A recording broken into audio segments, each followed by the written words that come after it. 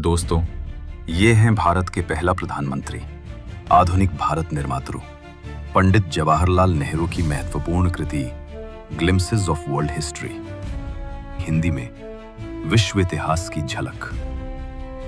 एक नाम तुम्हारी दिलचस्पी का हो सकता है, ये क्रीसस का है, जिसके बारे में तुमने अवश्य सुना होगा।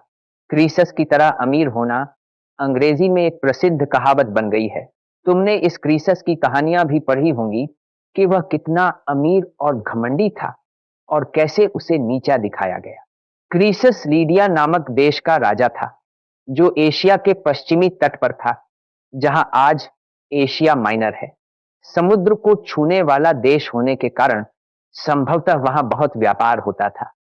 उसके समय में साइरस के अधीन फारसी साम्राज्य बढ़ रहा था और शक्तिशाली हो रहा था। साइरस और क्रीसस में संघर्ष हुआ और साइरस ने क्रीसस को हराया। इस पराजय की कहानी और कैसे दुहक में घमंडी क्रीसस में बुद्धि और समझ आई, हमें इतिहास के एक यूनानी लेखक हेरोडोटस द्वारा बताई गई है। साइरस का एक बहुत बड़ा साम्राज्य था, जो संभवतः पूर्व में भारत तक फैला हुआ था, लेकिन उसके एक उत्तराधिकारी डेरियस का और भी बड़ा साम्राज्य था। इसमें मिस्र और मध्य एशिया का एक हिस्सा और यहां तक कि सिंधु नदी के पास भारत का एक छोटा हिस्सा भी शामिल था। कहा जाता है कि उसके इस भारतीय प्रांत से उसके पास श्रद्धांजलि के रूप में बहुत बड़ी मात्रा में सोने की धूल भेजी जाती थी। उन दिनों सिंधु नदी के पास सोने की धूल रही होगी। अब वहां कुछ भी मिलना नहीं है और वास्तव में वह देश बहुत हद तक बंजर भूमि है। इससे पता चलता है कि जलवायु कैसे बदल गई होगी।